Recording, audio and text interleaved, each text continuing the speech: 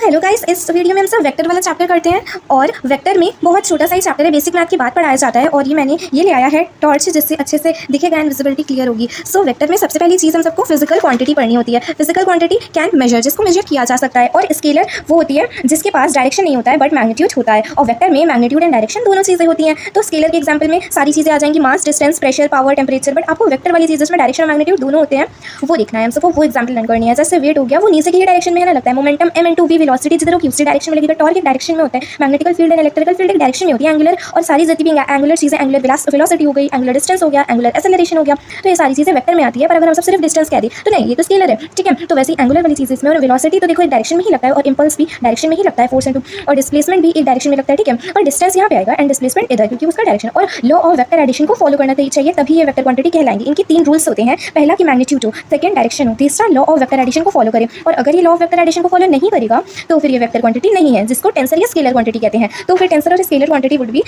4 या 5 कह सकते हैं। 4 इसके एग्जांपल्स हैं जिसको लर्न करना पड़ेगा। लॉ ऑफ वेक्टर एडिशन को फॉलो नहीं कर रहा है तो current, movement of inertia, stress and strain and area, तो एरिया को हटा दीजिए। Stress, strain, movement of inertia, area जो है इसके पास सब कुछ है, बट ये लॉ ऑफ वेक्टर एडिशन को फॉलो नहीं कर रहा है, ठीक है। तो फिर लॉ ऑफ वेक्टर एडिशन का मतलब होता है कि जैसे वेक्टर ऐड होता है, वेक्टर जैसे ऐड होता है वैसे ये ऐड नहीं हो रहे हैं। अगर करंट कहीं से आ रहा है, 1 एम्पियर 2 एम्पियर बन जाएगा यार, ये तो अगर किसी एंगल पे आ रहे हैं तो वो सीधे बन जाएगा। बट वेक्टर एडिशन का मतलब होता है कि अगर एक वेक्टर इधर से आ रहा है, एक वेक्टर इधर से आ रहा है, 90 डिग्री बना रहे हैं, तो √2 ऐसे बनेगा और पाइथागोरस लगेगा और वो सारी चीज़ें होंगी। पर ये सारी चीज़ें तो फॉलो नहीं कर रही हैं, ठीक है। और देखते हैं वेक्टर में तो इसका रिप्रेजेंटेशन कैसे होता है। रिप्रेजेंटेशन इसकी ऐसे हम सब रिप्रेजेंट कर सकते हैं। ये वाला हेड है, ये वाला टेल वाला पार्ट है। हेड वाला पार्ट डायरेक्शन देता है, टेल वाला पार्ट मैग्नीट्यूड देता है। Angle give head to head. Angle अगर निकालना होता है तो हेड को हेड से मिलाते हैं, टेल को टेल से मिलाते हैं, तो हम सबका एंगल निकल आता है 2 वेक्टर के बीच का। और कैन नॉट रोटेटेड, इसको रोटेट नहीं कर सकते हैं, पैरेलल मूव कर सकते हैं बल्कि हम सब। और इक्वल वेक्टर पैरेलल होते हैं एक दूसरे के। और नेगेटिव और एंटी, अगर नेगेटिव है तो दैट मीन ये एंटी पैरेलल है, तभी तो नेगेटिव हुआ, 180 डिग्री का एंगल बना। इक्वल वेक्टर इक्वल मैग्नीट्यूड होते हैं। नेगेटिव वेक्टर जो होते हैं उनका जो same magnitude but opposite direction, उनका ऑपोजिट डायरेक्शन होता है। ऑर्थोगोनल का मतलब होता है परपेंडिकुलर वेक्टर होते हैं। कोलिनियर वेक्टर का मतलब सेम लाइन में लाई करते हैं। को इनिशियल का मतलब इनका स्टार्टिंग पॉइंट सेम होता है। को प्लेनर का मतलब सेम प्लेन में होते हैं। नॉन कॉन्करेंट का मतलब होता है सेम लाइन से क्रॉस हो रहे हैं, एक ही पॉइंट से क्रॉस हो रहे हैं। इसको ऐसे रिप्रेजेंट करा जाता है, A cap is equal to A vector upon magnitude of A, तो ऐसे रिप्रेजेंट करा जाता है। हम सब इधर आएंगे तो फिर यहाँ पे देखने को मिलता है ये वाला ट्रायंगल। ये वाला ट्रायंगल याद होना चाहिए, जो बेसिक मैथमेटिक्स में भी लर्न कराया जाता है कि ये 53 एंगल 5 और 3 के बीच में आएगा। 37 मैंने ऐसे याद करा है, 53 ऐसे कि 5 हाइपोटेनस 3, ये तो ट्रायंगल याद होना चाहिए। इससे बहुत सारे क्वेश्चन सॉल्व हो जाते हैं। और x² + x² इसका रूट करेंगे ना तो इसको मैग्नीट्यूड कहते हैं, ठीक है। तो इसका रूट x, तो ये होता है वेक्टर एडिशन, ओके। एंड ये सारी प्रॉपर्टीज हो गई। और ऐसे देखिए वेक्टर को रिप्रेजेंट करा जाता है आई कैप में, जे कैप में, के कैप में। और ये इसका मतलब होता है मैग्नीट्यूड, ठीक है। तो मैग्नीट्यूड ये आ गया, मैग्नीट्यूड x² y² z²। और वैसे ही अगर हम सबको यूनिट वेक्टर निकालना है, यूनिट वेक्टर इसको कहते हैं, तो इसका मतलब वेक्टर अपॉन मैग्नीट्यूड। तो फिर वेक्टर अपॉन मैग्नीट्यूड जब हम डिवाइड करेंगे इसको तो फिर हमारा यूनिट वेक्टर हो जाएगा जिसकी वैल्यू 1 होती है। एंड ऑल्सो ये अगर 3 कैप + 4 कैप अगर हम सब करेंगे तो इसका मिनिमम क्या हो सकता है। अगर ये 4 वेक्टर है और 3 वेक्टर है तो अब ये सेम डायरेक्शन में होंगे तो इसकी मैक्सिमम वैल्यू तो 7 हो जाएगी। और अगर ये ऑपोजिट डायरेक्शन में होंगे 180 डिग्री में तो ये दोनों एक दूसरे से माइनस हो जाएंगे, दैट्स मीन 1 मिनिमम वैल्यू हो जाएगी और इसके बीच में कुछ भी आ सकता है, तो इसके हम सब लिख सकते हैं। तो वेक्टर का रिजल्टेंट रेंज कहते हैं, ठीक है। और वो जो वो होता है रिजल्टेंट ऑफ द रेंज, तो उसी एक्सिस में आता है, जो ओरिजिन वाली एक्सिस होती है उसी के अंदर। और चेंज होते हैं बट मैग्नीट्यूड नहीं चेंज होता है। उसका मैग्नीट्यूड क्यों चेंज होगा, मैग्नीट्यूड नहीं होगा। और अगर इन दोनों को करेंगे मैक्सिमम तो 4 जाएगा, माइनस करेंगे तो 0, तो इन सबके बीच में मैक्सिमम तो मिनिमम के बीच में रेंज पूरी निकाल सकते हैं हम सब। जैसे 8 और 2 के बीच में मैक्सिमम 8 जा रहा है, मिनिमम 6 जा रहा है, तो उसके बीच में सारे नंबर्स लिख सकते हैं। Scalar projection of B vector on A का मतलब क्या हो गया कि ए डायरेक्शन में हम सबको बताना है, तो B cos theta A cap इसलिए लिखा क्योंकि ए की डायरेक्शन में हम सबको बताना है। और डॉट प्रोडक्ट हम सबको पता है ए बी cos थीटा होता है, और ए क्रॉस बी का मतलब cross product A B sin theta होता है। तो क्रॉस में साइन आता है, डॉट में cos आता है, ठीक है। डॉट में cos आता है, क्रॉस में साइन आता है, तो cos थीटा किसके अंदर आता है, इसमें आता है। तो cos थीटा को हम सब पकड़ेंगे तो इसका मतलब क्या हुआ, A dot B upon A magnitude B magnitude. तो हम सब ये चीज़ लिख सकते हैं ना डिराइव करके, तो ये आ जाएगा हमारा आंसर। तो ऐसे करके हम सब बस ये याद होना चाहिए, बाकी हम सबको प्रोजेक्शन और सारी चीज़ें पता चल जाएगी। Vector B projection on A means B cos theta A के डायरेक्शन में प्रोजेक्शन ऑन ए पूछा गया है, दैट इज वाई ए हम सब ने लिखा। और हम सब जब इधर आ जाते हैं तो यहाँ पे राइट हैंड रूल होता है, दैट मीन वेस्ट को क्रॉस करेंगे नॉर्थ के साथ, मतलब क्रॉस प्रोडक्ट पूछा गया ना, तो राइट हैंड रूल भी हम सब लगा सकते हैं कि वेस्ट की तरफ डायरेक्शन करके नॉर्थ की तरफ कर्ल करना होगा, तो फिर हम सबका डाउन, देखिए डाउन जा रहा है, ठीक है। और अप प्लस नॉर्थ तो वेस्ट जा रहा है, तो ऐसे करके हम सबको डायरेक्शन पता चल जाएगी। और अगर हम सब यहाँ आ जाते हैं तो फिर क्या लिखा हुआ है, हाँ, कि वेक्टर का मतलब होता है मैग्नीट्यूड होना चाहिए और डायरेक्शन होना चाहिए उसके पास, ठीक है। तो डायरेक्शन को अगर पकड़ लिया जाए is equal to vector upon magnitude हो गया, तो वेक्टर अपॉन मैग्नीट्यूड हो गया, ये भी तो वेक्टर अपॉन मैग्नीट्यूड है, दैट्स मीन यूनिट वेक्टर क्या हुआ, यही तो मतलब हुआ। और ये मैग्नीट्यूड ऑफ यूनिट वेक्टर क्या होता है, 1 होता है, जो मैंने पहले बताया था, दैट्स मीन ये वेक्टर मैग्नीट्यूड ये ऐसे डिराइव हुआ है क्योंकि वेक्टर के पास मैग्नीट्यूड एंड डायरेक्शन होना चाहिए, तो ये डेफिनेशन सही है, डिराइव हो गया।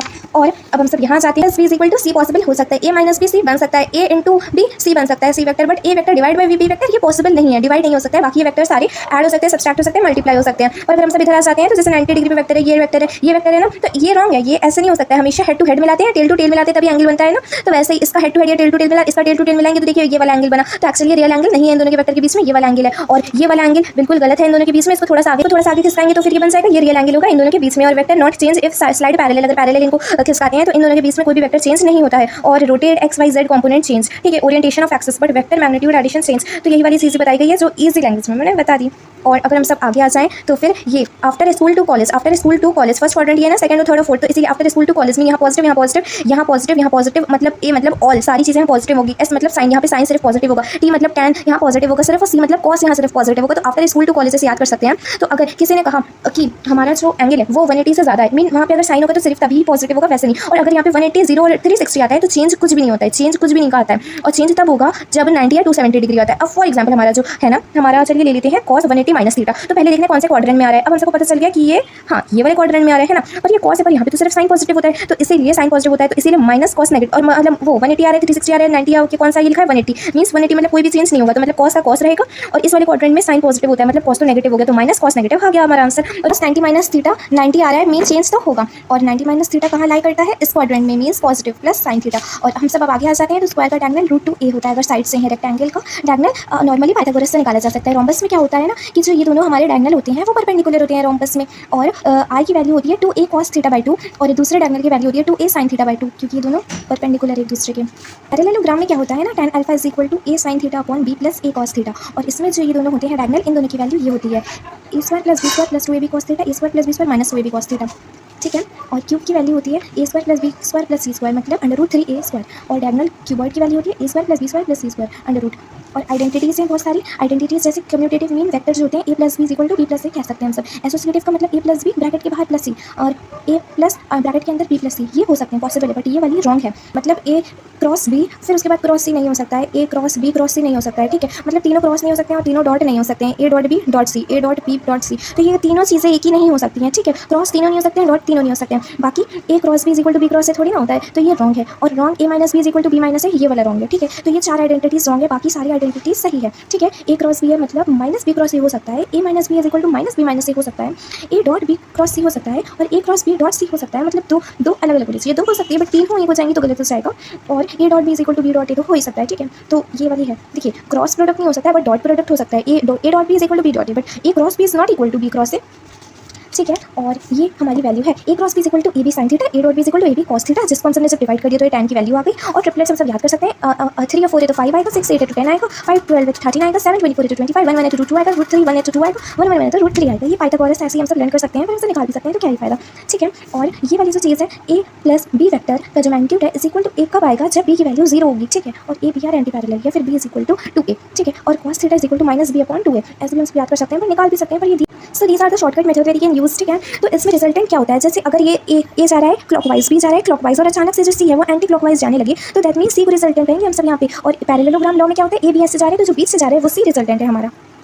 सो गाइस ये वाली चीज़ के अंदर सिर्फ एक ही चीज़ याद रखनी है कि जो रिजल्टेंट आता है वो हमेशा दूसरा क्लॉकवाइज, जैसे अगर ये ए है बी क्लॉकवाइज है तो रिजल्टेंट हमेशा अपोजिट आता है सी। देखिए ये एंटी क्लॉकवाइज चला गया इसलिए सी को रिजल्टेंट कह दिया। पॉलीगोनल में हम सब अच्छे से बता सकते हैं, जैसे देखिए ये ए है clockwise, B clockwise, C clockwise and D आ गया बिल्कुल opposite, that's mean D is the resultant of all those factors. And in parallelogram we see the resultant, जो बीच में जा रहा है angle C is the resultant, ठीक है। तो पैरेललोग्राम में ये ट्रायंगल लॉ में ही होता है। और अगर हम सब देखें तो ये आपको पता ही होगा, वापस हम सब इसको रिवाइज कर लेते हैं कि sine square theta plus cos square theta is equal to 1 होता है। तो अगर कॉस स्क्वायर थीटा को हम सब 1 माइनस साइन स्क्वायर थीटा भी लिख सकते हैं। और अगर एक वेक्टर एक्स एक्सिस में है, एक वाई में है और एक जेड में है, ठीक है। और हम सब ने इसका रिजल्टेंट देखा ए आ रहा है, ठीक है। ए रिजल्टेंट आ रहा है जो एक्स एक्सिस से थीटा एक्स एंगल बना रहा है, वाई एक्सिस से थीटा वाई एंगल बना रहा है और जेड एक्सिस से थीटा जेड एंगल बना रहा है। और ये पॉजिटिव तीनों एक्सिस है। तो फिर हमारी जो कॉस थीटा एक्स की वैल्यू होगी वो होगी एक्स अपॉन सबका मैग्नीट्यूड, और थीटा वाई की वैल्यू होगी कॉस थीटा वाई की वैल्यू वाई अपॉन ये पूरा मैग्नीट्यूड, और जेड में भी ऐसे ही। तो अब जब हम इन तीनों को प्लस करेंगे, ठीक है, इसके स्क्वायर को जब प्लस करेंगे तो आंसर आएगा 1।